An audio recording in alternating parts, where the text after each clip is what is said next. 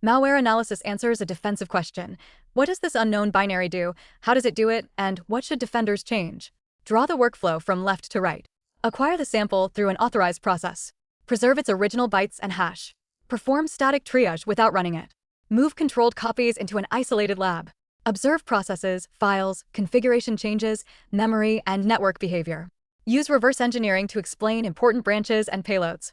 Then report facts, confidence, indicators, detections, containment actions, and remediation. The sample is hostile evidence, not an ordinary file.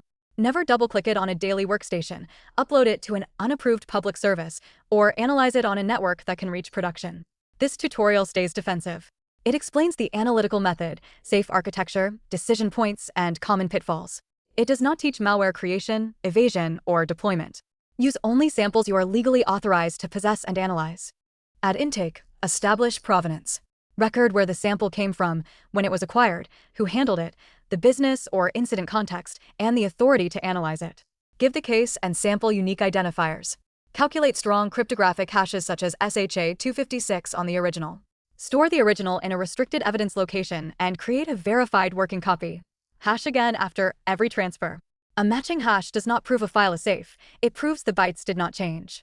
Preserve related artifacts when available: the email, archive, download metadata, endpoint alert, command line, parent process, network record, and affected host timeline. A binary without context can hide its delivery and execution path. Apply chain of custody when legal or disciplinary use is possible. Record who possessed an artifact, when, why, where it was stored, and what transformation occurred. Decision point: if authority, provenance, or containment is uncertain, stop. Escalate before opening, decrypting, or transferring the sample. Whiteboard the lab as nested containment. A dedicated analysis host runs a patched hypervisor. Inside it, a disposable guest has no shared clipboard, shared folders, drag and drop, host integration, personal accounts, or mounted cloud storage. Use non-persistent or revertible disks and known clean snapshots. Place the guest on a host-only or tightly controlled analysis network. Simulate DNS and common services locally when behavior depends on connectivity. Capture traffic at the boundary. Never bridge the sample to a home, workplace, or production network. Keep tools, notes, and evidence in separate zones. Transfer samples through a deliberate staging process, not convenience features. Protect the management plane with least privilege, strong authentication, patching, and logs. Assume the sample may detect virtualization or attempt escape. Virtualization reduces risk, it does not erase it. Highly capable, destructive, or kernel-level samples may require specialized physical isolation and experienced oversight. Before execution, verify the snapshot, network route, packet capture, monitoring tools, time synchronization, storage capacity, and emergency shutdown plan. Static analysis begins with identity. Determine the RAL file format from its structure, not its extension. Record architecture, compilation clues, size, signatures, hashes, and container relationships. For a portable executable, inspect headers, section names, permissions, sizes, entry point, imports, exports, resources, and debug information. Unusual section entropy, executable writable memory, a tiny import table, or a suspicious entry point may suggest packing, but no single clue proves maliciousness. Extract ASCII and Unicode strings, then classify them. File paths, registry locations, service names, mutexes, commands, URLs, domains, user agent fragments, error messages, and embedded configuration. Strings can be encoded, encrypted, and used or planted to mislead. Imports suggest capabilities. Process, networking, persistence, cryptography, or memory management APIs guide the next questions, but dynamic resolution can hide them. Use a decision gate. If the file is clearly unsupported, corrupted, encrypted, or a different format, choose the correct parser or preserve it for specialist handling. Do not force a tool to interpret bytes it does not understand. Dynamic analysis observes the sample under controlled conditions. First, collect a baseline: running processes, services, scheduled tasks, files, configuration stores, listening ports, and network state. Start process, file, registry or configuration, memory, and network monitoring before execution. Launch only the verified working copy. Record the exact time, command line, user, privileges, and environment. Watch process ancestry, child processes, injected or remote threads, dropped files, renamed copies, services, scheduled tasks, startup locations, privilege changes, security tool tampering, memory protections, DNS queries, connections, and protocol content. Compare the post-execution state with the baseline. A visible window may be irrelevant while a background child performs the real work. A sample that appears inactive may require an argument, document host, delay, locale, or unavailable service. Never satisfy that requirement by connecting it to the open internet. Simulate dependencies locally when authorized. After the run, export evidence, hash important artifacts, shut down the guest, and revert to a known clean snapshot. Now build a behavior graph. Start with the initial process and draw every child, injected target, dropped component, and network destination.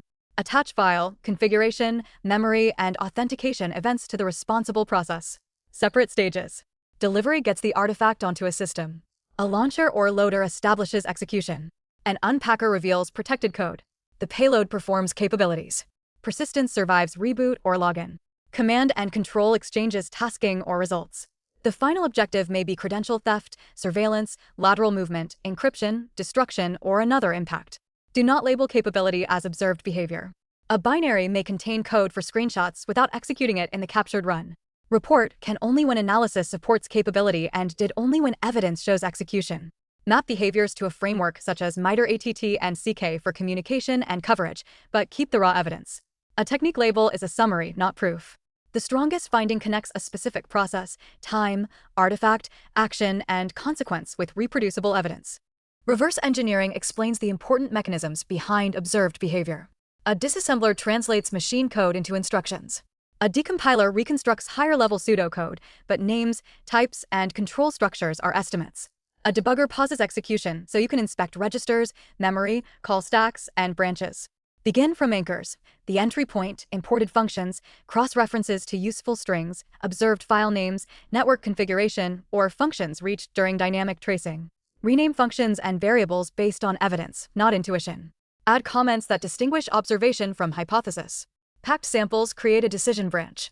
Static entropy and minimal imports may suggest packing. Dynamic behavior may reveal code written into executable memory before control transfers. In an isolated lab, analysts can capture the unpacked memory image and reconstruct enough structure for further analysis. Do not treat unpacking as the goal. Stop when you can explain the relevant capability, derive reliable detections, and support response. Deep analysis consumes time.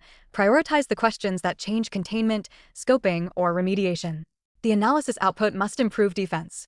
Begin with scoping indicators, strong hashes, signer information, paths, services, tasks, mutexes, configuration keys, domains, addresses, certificate details, and distinctive protocol or command patterns. Indicators are context, not universal truth. Shared infrastructure, legitimate tools, and reused code can create false positives. Hashes change easily. Pair indicators with behavioral detections such as unusual process ancestry, execution from user-writable locations, new persistence, suspicious memory protection changes, or a process making an unexpected connection. Map each detection to required telemetry, investigation steps, expected false positives, owner, severity, and validation method. Test it using authorized benign simulations or safely replayed telemetry, not live malware in production. Remediation should address the entry path and trust boundaries, not only delete the file. Revoke compromised credentials, remove persistence, rebuild affected systems from trusted media, patch exploited weaknesses, block confirmed infrastructure proportionally, improve email or web controls, and search the environment for related behavior. Preserve evidence before destructive action and coordinate legal, privacy, leadership, and communication obligations through the incident process. Finish with the checklist. 1. Confirm legal authority, scope, and handling rules. 2. Preserve the original sample, provenance, hashes, and related incident context. 3. Use a dedicated, patched, isolated lab with no production trust paths or convenience sharing. 4. Baseline before execution and monitor process, file, configuration, memory, and network behavior. 5. Preserve raw evidence and record timestamps, commands, tools, versions, and transformations so another analyst can reproduce the work. 6. Distinguish observed behavior, inferred capability, and unresolved hypothesis. 7. Use static and dynamic evidence together. Never declare a verdict from one string, import, entropy score, or scanner result. 8. Prioritize reverse engineering that changes containment, scoping, detection, or remediation. 9. Convert findings into layered detections with owners, telemetry requirements, false positive guidance, and validation. 10. Contain with authority. Preserve evidence, eradicate persistence and root cause, recover from trusted media, rotate compromised secrets, and monitor for recurrence. Common pitfalls are executing on a daily workstation, using the open internet, trusting one tool, losing chain of custody, overclaiming capability, and publishing sensitive samples or indicators without approval. This is original CipherVibe educational content for authorized defensive analysis. Copyright 2026 CipherVibe. All rights reserved.